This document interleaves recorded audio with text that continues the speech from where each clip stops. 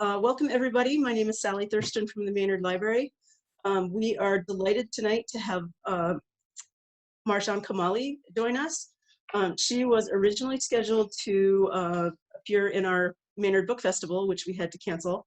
It was scheduled for May 2nd, so after everything shut down. And she has graciously agreed to join us here tonight virtually.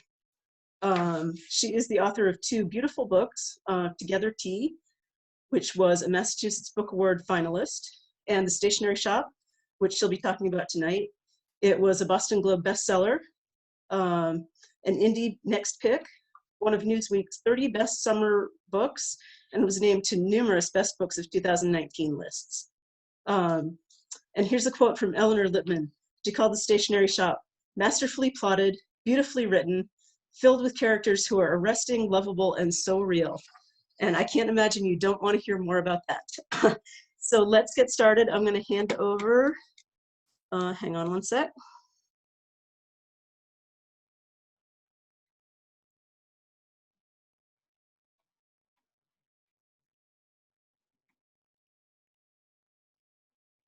And welcome, Marjan. Thank you so much, Sally, for that lovely introduction.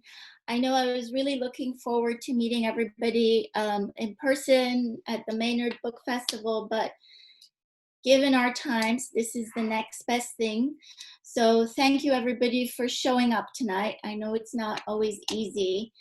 And you know, we're all adjusting to this brave new world, as Sally told me a little while ago. And one of the benefits, though, has been I've been able to connect with readers in some ways more than before, because a lot of the events aren't region specific anymore. So tonight I wanted to talk to you a little bit about the story behind the story of the Stationery Shop, because it's very dear to my heart how this book started. And I'm going to share with you a little bit about my path to becoming a writer. And since we're sitting in the office where I do most of my writing, I think I might also talk a little bit about the writing process, because I usually get asked a lot of questions about that. So as Sally mentioned, my first book came out about 6 years ago, Together Tea. It was my debut novel, and it was very exciting, and I was doing lots of book events for that book. And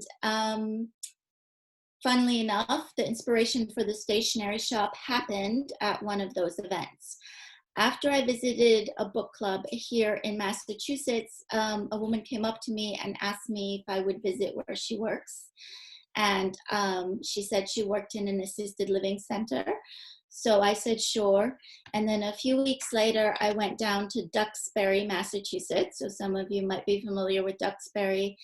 And I did a reading there at the Duxbury Senior Center.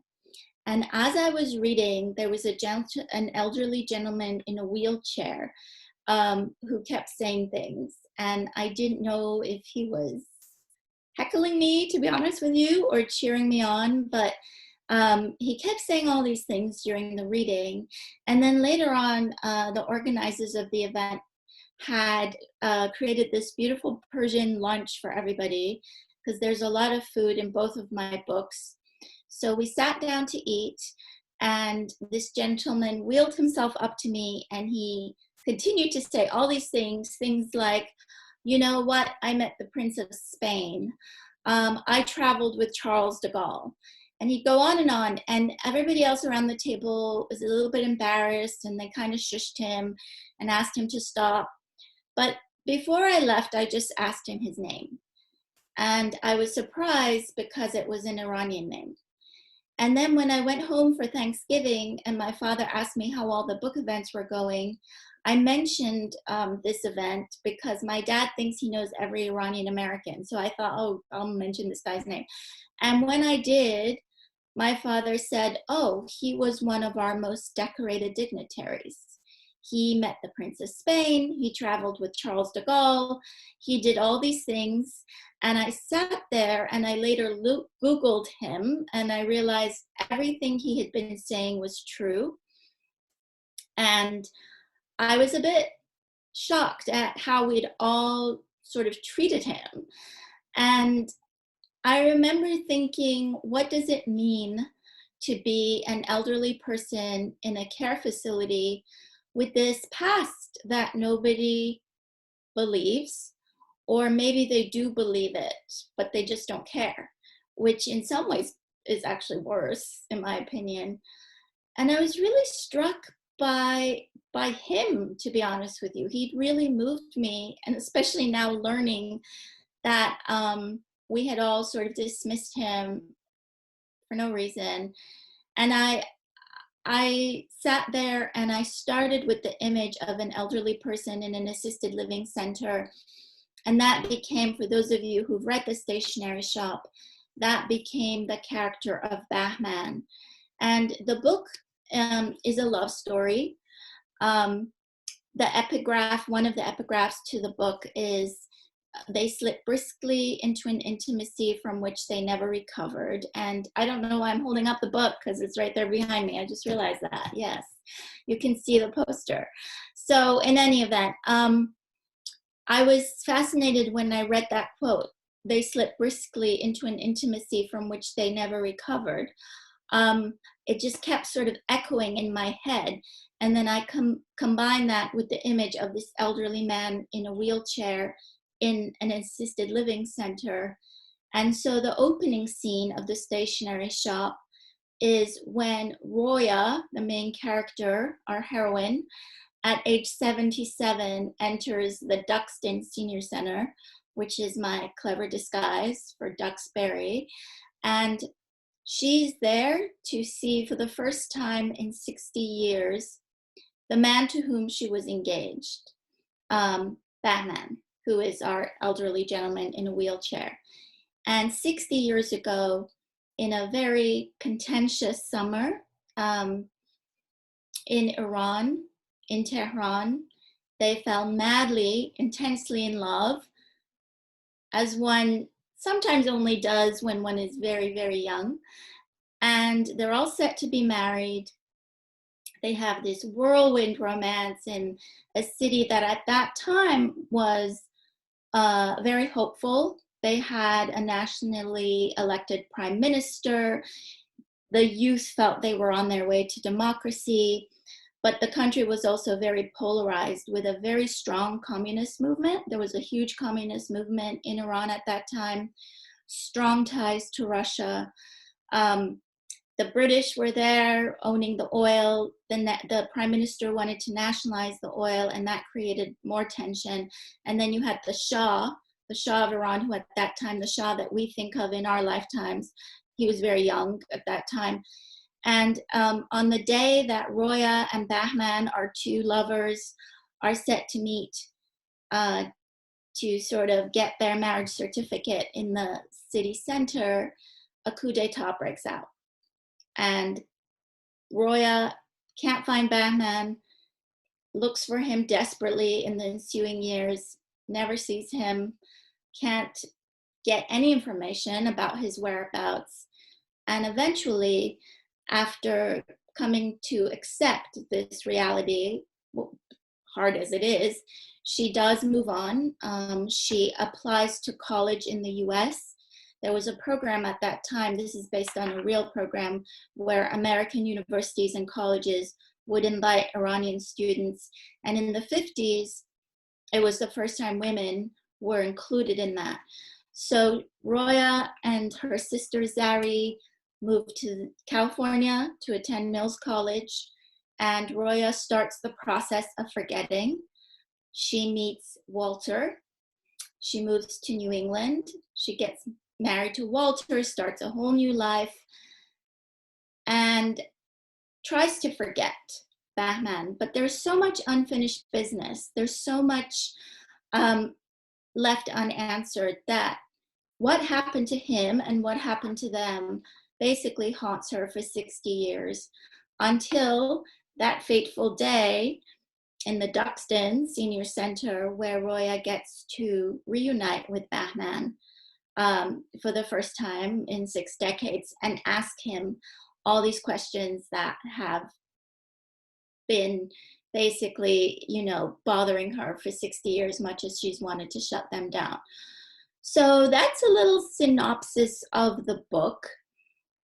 And something that I think a lot of readers find interesting is the book is something that came about in a process of discovery, meaning that I did not plot the book itself in advance. A lot of novelists are what we call plotters, so they like to maybe write an outline ahead of time to tell them what they're going to write about, or write scene names or scene settings on index cards.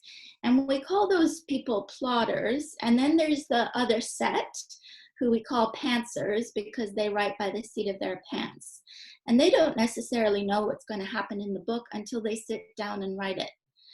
And I happen to be a pantser, which means in the first draft, I have no clue what's happening. So as I wrote this book, I was comforting myself because I said, you know, I am going to escape to another time and place that has absolutely nothing to do with our present day. I was writing it during the 2015-2016 election cycle for the most part. And I wanted to get away from all of that political tension and all of that sense of polarization. So I thought I'll go to magical Iran, though of course I knew that there was a coup d'etat and Iran's history is quite tragic. So I had a sense of what I was getting myself into. But what surprised me in the discovery process and in the research was just how many parallels there were between what was happening in Iran then and kind of what was going on in our country here in the present day. I didn't know the extent to which the country was so polarized into three factions: the communists, the monarchists, and then the pro-prime minister people who were known to be part of the National Front as nationalists. And then the characters themselves sure took me for a ride. The book ended up being about loss, which I knew it would be, but also about healing. And the emotional impact of it is what probably surprised me the most, because as I sat here literally on this chair at this desk writing, there were certain scenes that, you know, were just shocking to me. I didn't expect what happened to happen. I don't want to give too many spoilers because I'm not sure how many people have read The Stationery Shop, but suffice it to say that there's some pretty intense emotional losses, but I would argue also a lot of hope and closure and healing. So I like to do my writing longhand. I know it's incredibly old-fashioned, but the name of the book is The Stationery Shop, so you can imagine that I adore stationery. And it's no accident that so much of the book is set in a literal stationery shop in Tehran in 1953. And for the first draft, that discovery draft, where I was trying to figure out what this book is about, there were scenes I wrote by hand in this notebook, and they were later obviously typed into my document. But what surprised me once the book came out and I looked at the notes again is how much those scenes that I wrote longhand did not change. There is a purity, I think, that you can get with longhand that's harder to achieve on a computer. That delay in the time something passes through your brain and then through your arm and through your hand and onto the page is a good thing. I think it forces you to almost edit in real time and get a little bit deeper. So for The Stationery Shop, anytime a scene was intensely emotional, and there were quite a few of those, I wrote it longhand first, and I found it really served me. Of course, I didn't write the whole thing longhand, so many chapters were written straight into my laptop. The other thing is I had to educate myself. I had to educate myself about 1953 because I had grown up being shaped by the 1979 revolution in Iran. And that's the revolution that happened when I was a kid and changed my life entirely and the lives of my family and so many people I knew. So I was kind of fixated on the 1979 revolution. I think sometimes all of us have a dividing line in our lives that cleaves our lives into a before and after. And for me, it was definitely 1979. But growing up, whenever my sister and I would fixate on 79, my parents would always say, oh, well, you don't know about 1953. You have no idea about 53. And I realized, yeah, I don't have an idea. So that was a great excuse for me as I wrote The Stationery Shop to research 1953 and understand what actually happened. So I read a lot of nonfiction books about the coup d'etat that happened in Iran that year. I read anecdotes. I was in a position of privilege because I knew people who had lived through it. So I tried to talk to every elderly relative I could. Several of them didn't really want to talk about it, which I respect, because that generation is not as gushing with their personal lives, and I think it was maybe too painful. But a few people did open up, and one of them was my father. And he really, once he got going, he really helped me because he told me what people were wearing, what the teenagers were wearing that summer, the kinds of pastries served in the Tehran cafes, the films being played at Cinema Metropole, the music that they were listening to. There was a lot of Frank Sinatra and Rosemary Clooney on gramophones. In these small house parties, there was a lot of tango dancing and the waltz. So I felt really privileged to be able to receive this information, and I took a ton of notes.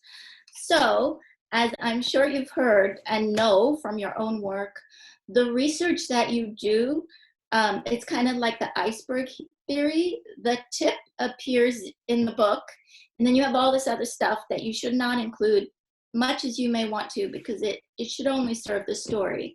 But this is the notebook of my research notes. And it's really fun for me to look at it now after the fact, now that the books have been out, because there's even things like on this page, I don't know if you can see it, but my dad drew a map of Old Tehran. And I remember when he drew it, I kept saying, Dad, no one cares about the street names. And he said, no, you should get it right. And then when the book was sold and it was in production and it went to copy edits, my copy editor at Simon & Schuster wrote back to me with notes with things like, oh, you wrote Hafez Street, but it was actually Hafez Avenue. And I realized, oh, wow, people really do care. So the book is geographically correct. A lot of the history had to be fact-checked and all of that, because even though this is fiction, as you all know from your own reading, if one little thing stands out, it takes you out of the dream. If one thing stands out as inauthentic to the time. So that was a huge learning curve for me.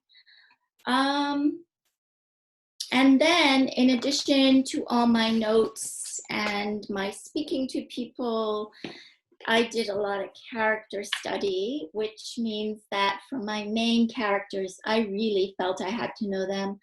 The main characters are not based on anybody in my real life. That gentleman in the Duxbury Senior Center was an inspiration, but then the character of Batman became his very own different thing. So to get to know the characters, I wrote a lot of diary entries from the point of view of the character. So I would know what this person is all about. What do they have for breakfast? What do they regret the most? What do they love to do right before they go to bed? These little things, which aren't in the book, because you don't need to know that as a reader, but I needed to know that as a writer. So that's a little bit of the background of this stationery shop. And I know, Sally, do you know if we have time for me to read just a little passage, or should we go straight to Q&A? I think people would like to hear a little bit. Okay, well, I'll read just a little bit for you to get a taste, because you know, on Zoom, I know the last thing you want to do is hear me read pages and pages. So I think I'm going to read from chapter 2. So chapter 1, we established that Roya goes to the Duxton Senior Center to see Bahman for the first time in 60 years. And that's kind of the opening of the book. But then in the following chapter, in chapter 2, we go back in time to 1953, to when Roya is 17. And what she loves more than anything else is this stationery shop in Tehran. And so I'll read for you just a little bit about that, the stationery shop. Boys had no trouble finding their way from their own schools to the girls' school to linger by the gates at dismissal time. Abbas, the door guard, shouted and shooed them away. "You sons of dogs," he yelled, "leave these girls alone, you'll burn in hell." Roya ignored the boys who followed them home, but Zari, her younger sister, made sure the good-looking ones saw her twirl her thick, dark hair, especially if Yusuf was in the mix. Some days, the boys appeared at every street corner, round every bend.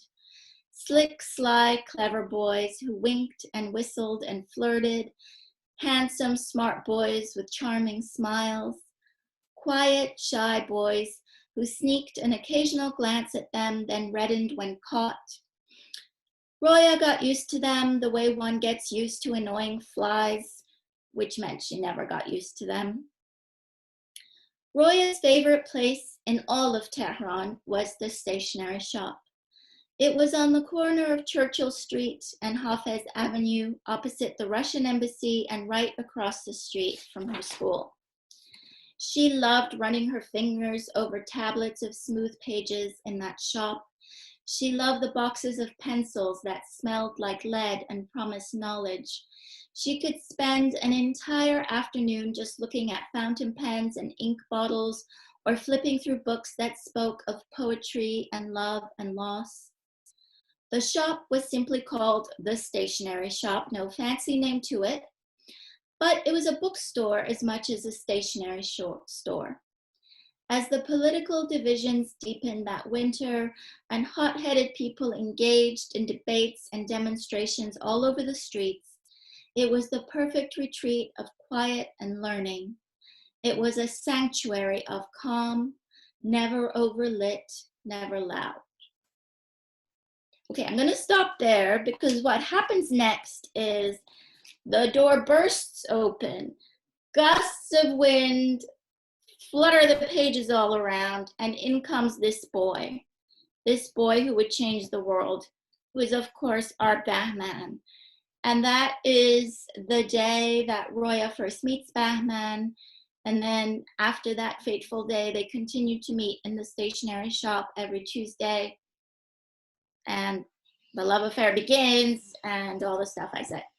So I'm going to stop there so that we can have all of you speak up if you wish to do so, and ask me questions about the book or the process or the research or whatever you wish.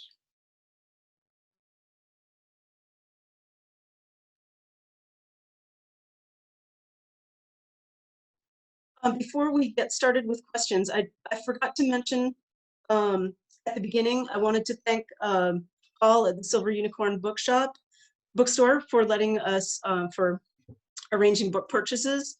And that link to the stationery shop is in your invitation. It's also in the top of the chat. Did I put it in the chat? Anyway, it's in your invitation. And if you're not local, I hope you will support your local bookshop. Do we have any questions?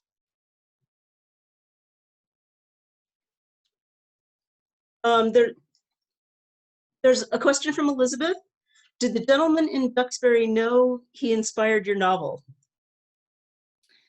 So what happened was, after the book came out, I had mentioned, the genesis of it, and in interviews and such. And the Duxbury Senior Center learned about that, and they invited me back, and I went there to read again, but this time from the stationery shop.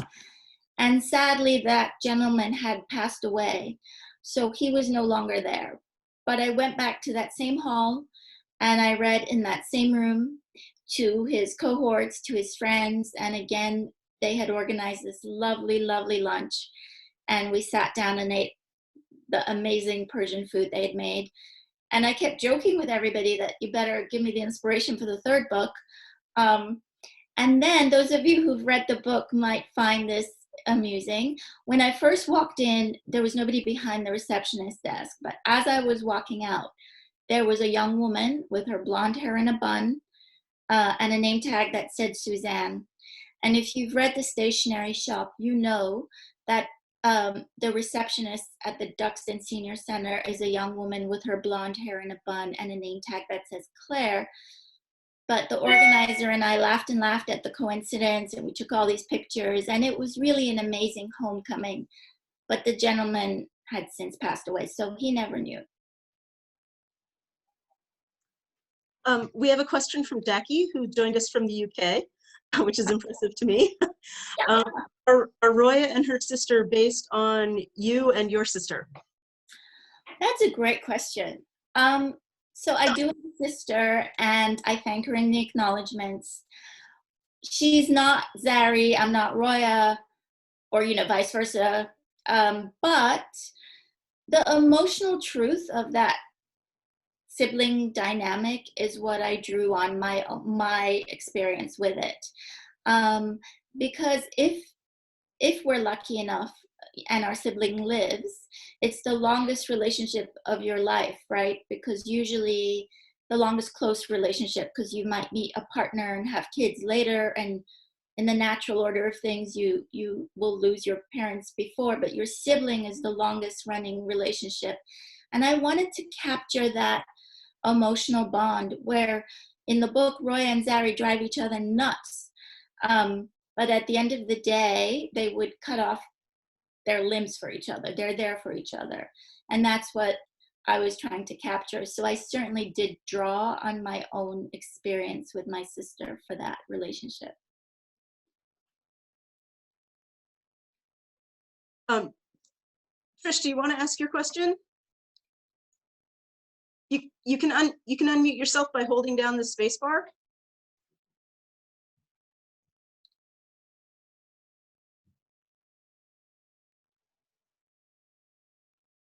She's not finding it. No, can you hear me now? Yes, we can. Okay.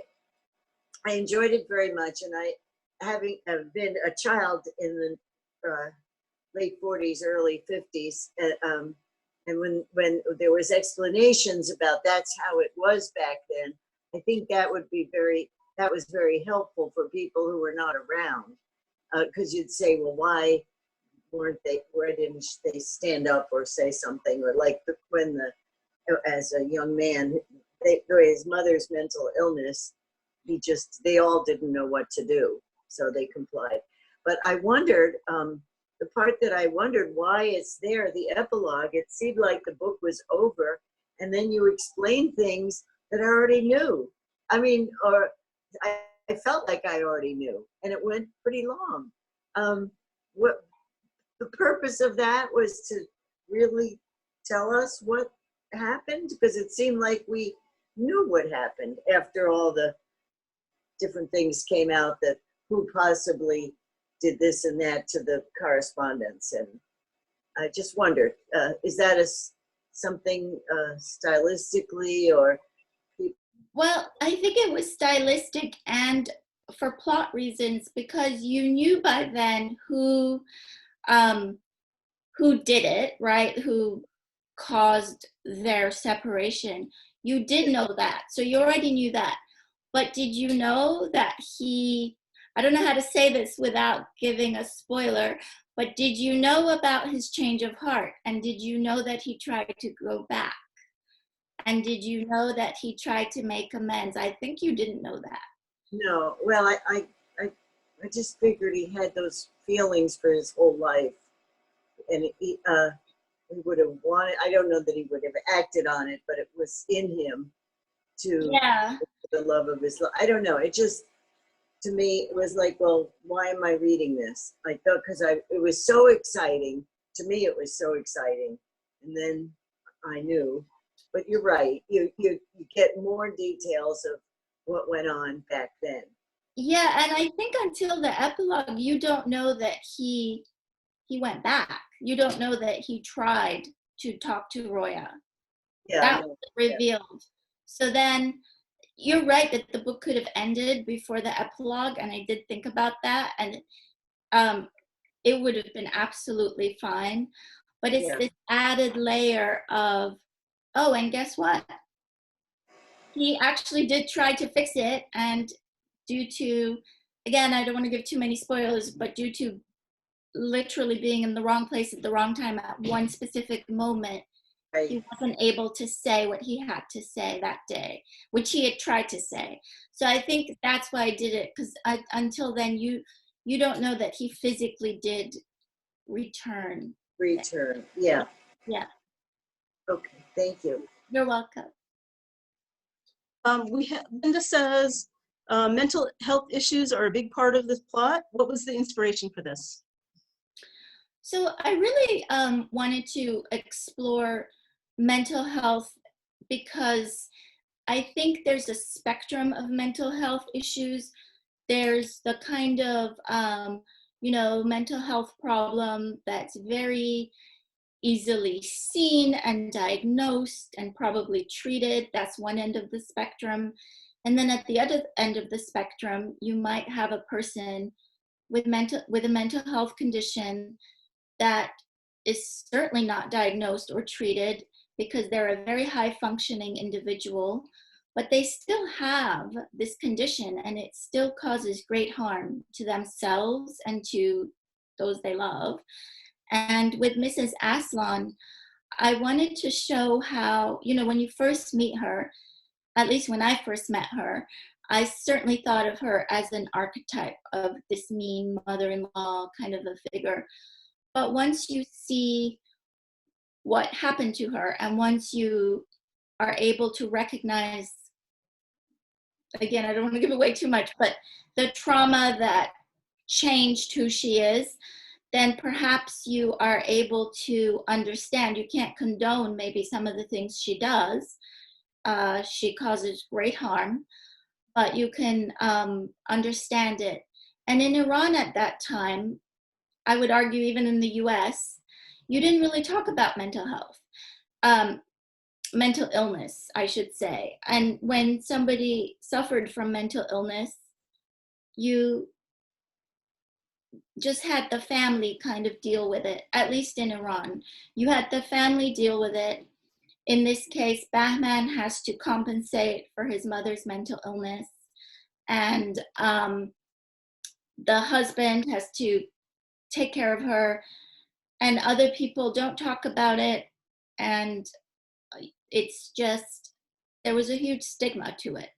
So it was kind of pushed under the rug, but that created great damage. And it's not until later in life, not until he's 77, that Bahman can really come to terms with his mother's mental illness and see it for a disease that should have been treated, and see her behavior as something that is separate from who she is.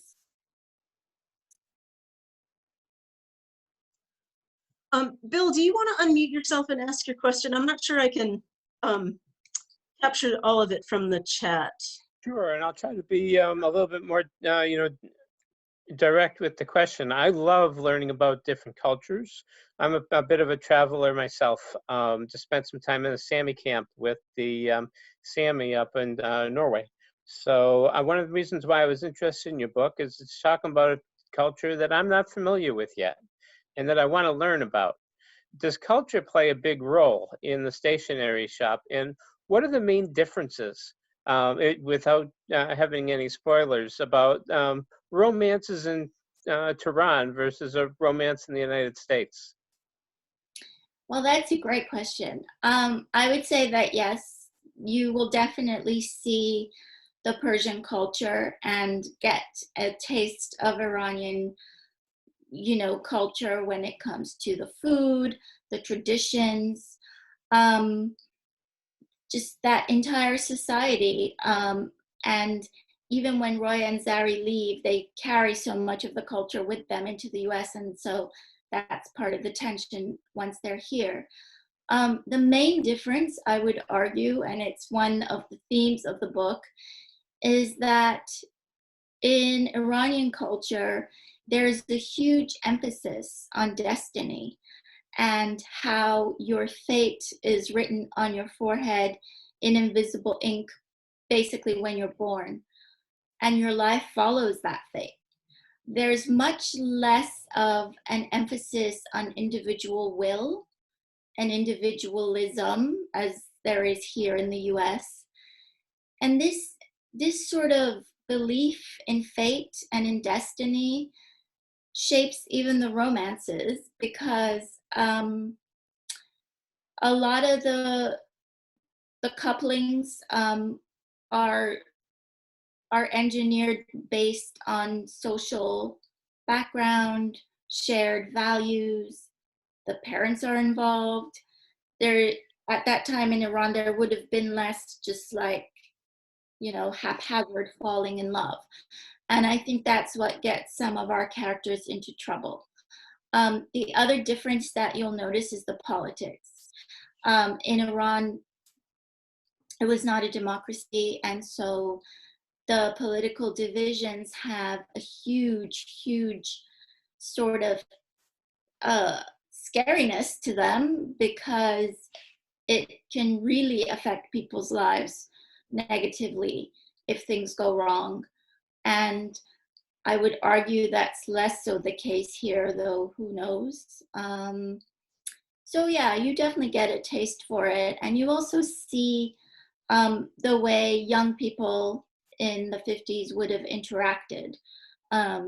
Again, in the cafes, in the get-togethers, the parties, and all of that. Thank you very much for answering my question. You're welcome. We have a question from Lisa. Roy's mother struggled so having a viable baby. Was this at all typical at this time in Iran? And did anyone adopt then? Ooh. Yeah, so Batman's mother, right? It's the one she well, again, I don't want to give too many spoilers, but she has a very rough experience with losing children. And it was very common to lose children. And I think, again, I don't think it's specific to Iran, it was also the time. But I remember growing up, and I was in my 30s when my father mentioned 2 siblings he had who died when they were like toddlers. And I thought, wow, that's kind of a big deal. But mothers lost children in the first 5 years often. Adoption, I don't think was as common then, but there was a sort of surrogacy going on where if a woman couldn't bear children, it would be common to, well, I don't know if it would be common, but it was practiced to have another woman, carry the child, and then sort of like a surrogate. And you have to remember that the class I'm writing about, for the most part, wouldn't do this, but the generation previous to it, and certainly other classes in the villages and stuff, they weren't necessarily, it wasn't one man, one wife. There would be several wives. So there would be maybe more children that way too. Okay, we have 2 questions about your father. One is, how did he influence the writing of this book? And then, did he like the book? So this book he influenced greatly. again, because the research that I did, you can find out what happened the day of the coup d'etat down to the hour just by going to like even the New York Times now. And the CIA declassified all the documents about their own involvement in this coup a few years ago. So you can get all those kinds of political historical details. But what's hard to get is the feeling of being there, the sights, the sounds, the smells. That's what I wanted to capture. And I kind of know how to capture that in more contemporary Iran. But for the 50s, it was a bit harder. So he really helped me with those period details and just with what the young people were thinking, what was top of mind. He shared with me that in this stationery shop that was, in Tehran when he was an adolescent, the owner would pass love notes that teenagers would give him to their, crush, and he would put it in between the pages of books, and that's how the teenagers could communicate. This is before texting, and this is, when maybe phone calls wouldn't have been approved of by the parents. So those kinds of details were really important. Did he like the book? He did like the book. He obviously read the first draft and he caught, little things like, oh, I named the Shahs blah, blah, blah wrong, and then I would fix it. But as far as the tone and the feeling that it gives you, and I hope I was able to capture that sense of excitement and disillusionment that happened with the youth that year. Yes, he really is proud of the book, which means a lot to me. Are there other questions? I have one in the meantime. And maybe this is a bit of a disruption, but I read a little bit about the genesis of Together Tea, that at least in part came from an MBA class. Can you talk about that a little bit? Yeah, so Together Tea, my first book, and I conveniently have it right here. Here's Together Tea. This is, like most first novels, semi-autobiographical.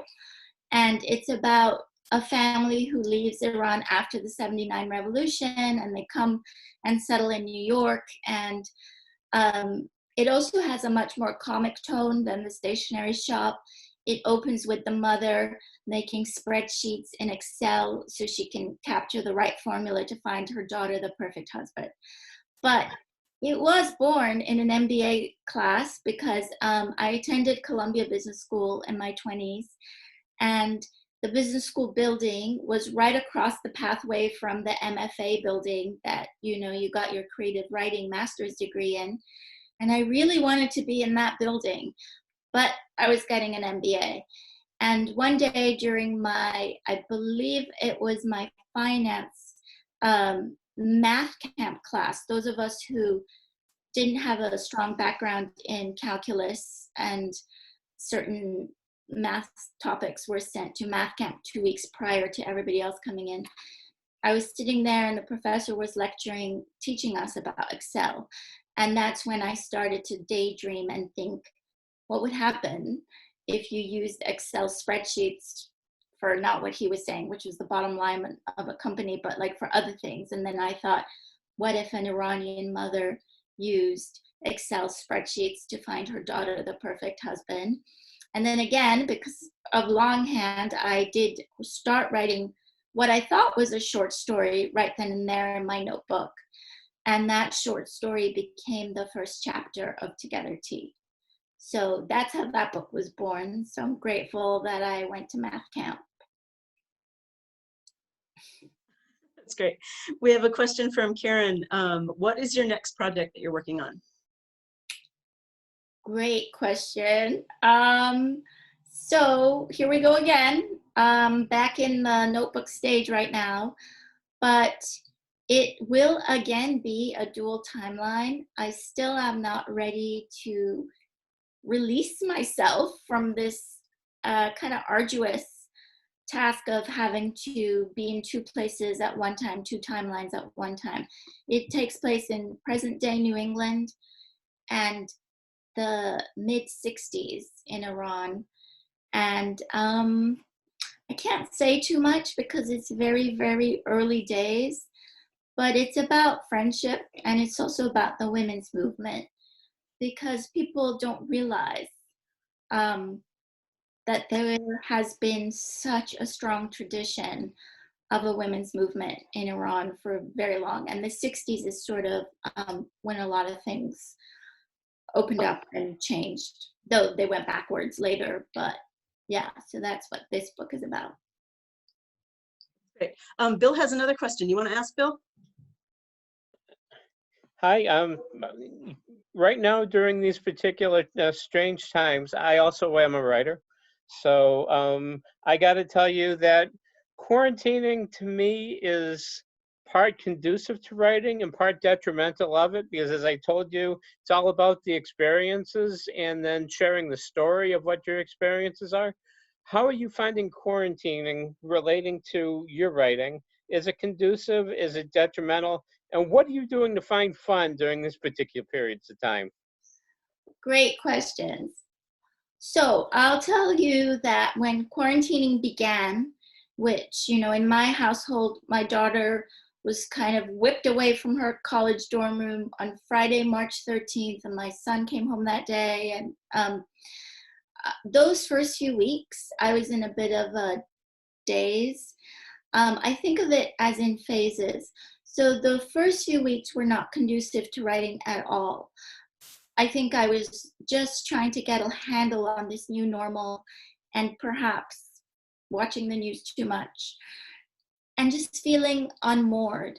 It was not conducive. But as time passed and we settled into a rhythm and I came to a level of acceptance of this is how it's going to be for quite some time, the writing became something I craved, because again, it gives me an escape and this kind of delicious entry into a portal of this other world. So it became easier once those initial weeks were over.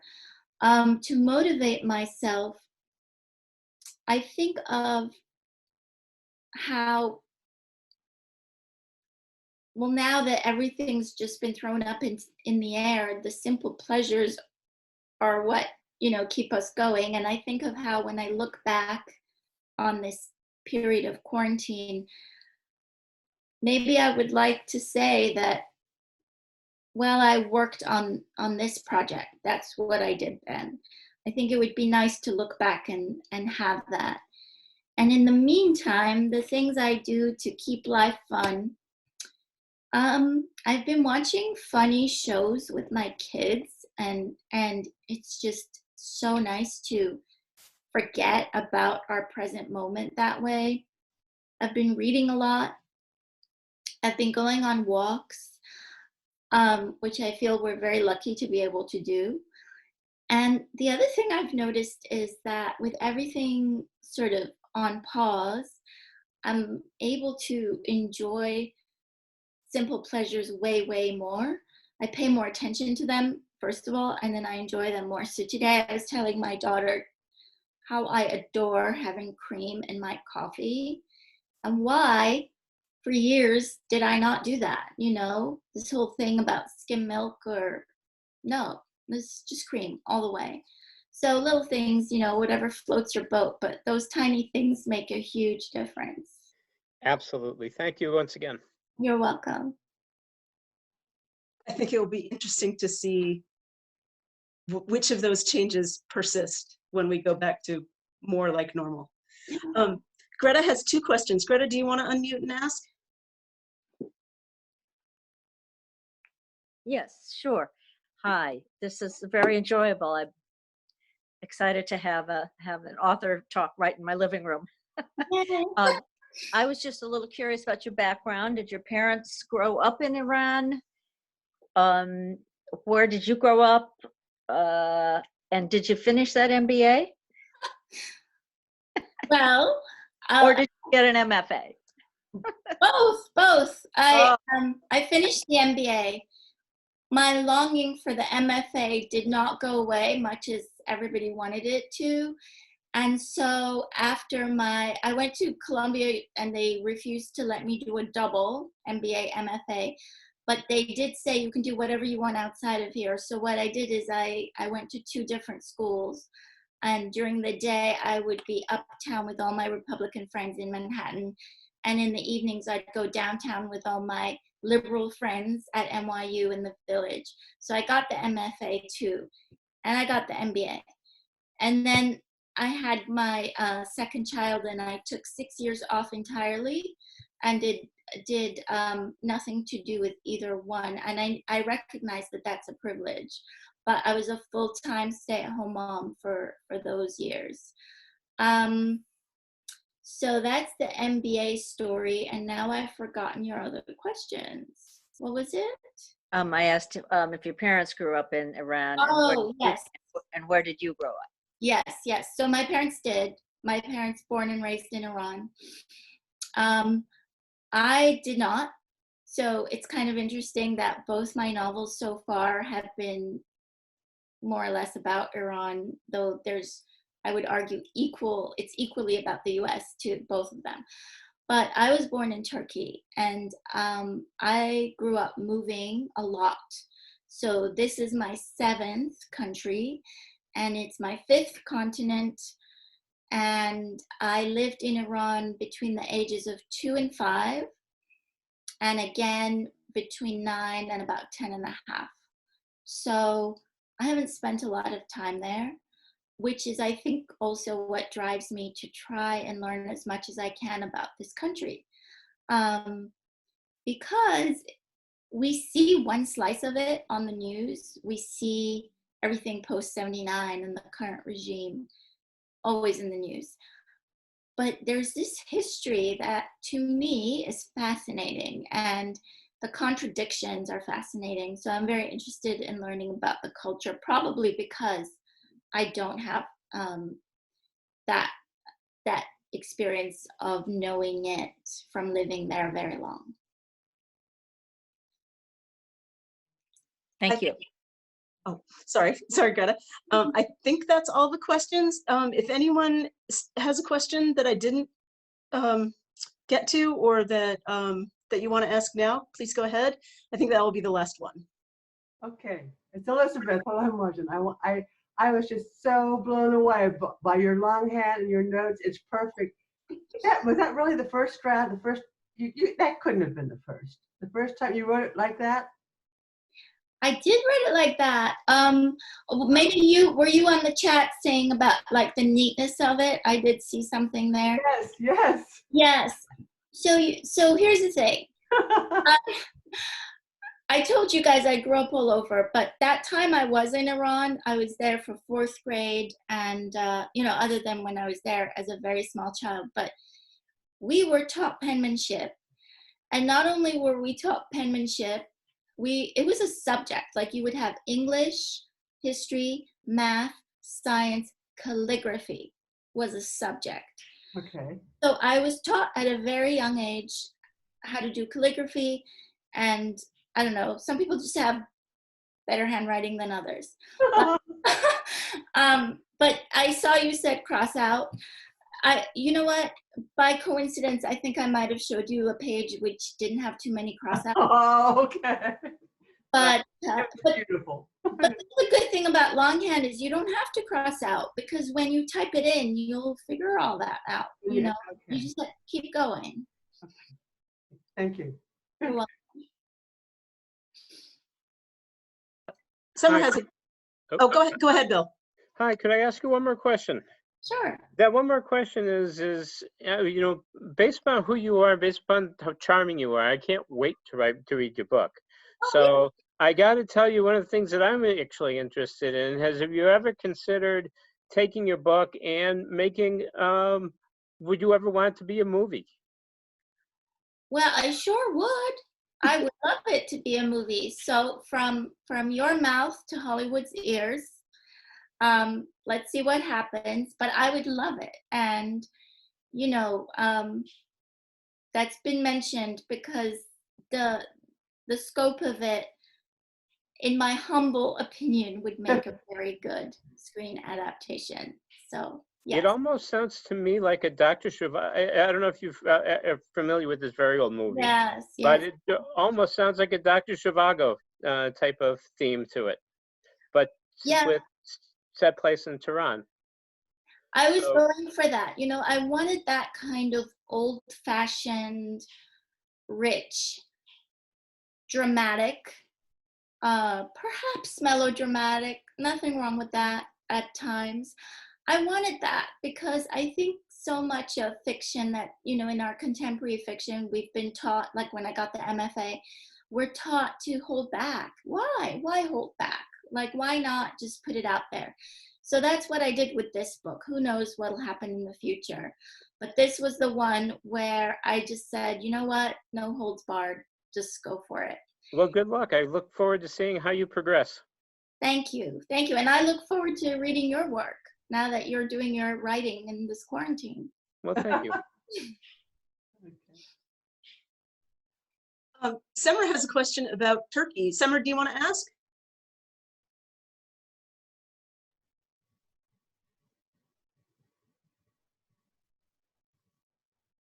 I think maybe her mic isn't working. She's just asking, oh, sorry, I lost it. Where you were born in Turkey, because she is also from Turkey. Oh, yay. Well, I was born in Ankara in Turkey. And my parents lived in Turkey, but I didn't live in Turkey very long. I left when I was 2. So the memories I have of Turkey are all the stories my family shared. But yes, I was born in Ankara. And I was named after the cat next door, which is another story for another night. My parents couldn't make up their mind, and my older sister loved the cat next door. Turkish cat. That's excellent. Summer says she is also from Ankara. Oh, So yay. a nice connection there. We have one comment from Erin, not a question. She just wants to say she loved both your books, perhaps Together Tea even a bit more. She loved the mother in that book and thought it was great that she had such a great story. And she's looking forward to whatever you do next. And I think we can all agree with that. Well, And thank you. Thank you. I think let's wrap there. Thank you so much for joining us tonight. It's been lovely. And we look forward to having you visit again with your next book. Thank you. Thank you all for coming out, meaning showing up behind your screens and participating in this event with me. And, you know, so much of this writing thing is a very lonely business. So I appreciate connecting with people. It's a big gift. Thank you, Sally, for everything you've done to make this event happen. And I hope that in the future we get to meet in person. We can hope maybe by the time the 3rd book comes out, quarantine will be over. How about that? That sounds great. It's been a pleasure. Thank you so much. Thank you, everybody. Enjoy the rest of your evening. Thank you. You too. Good night.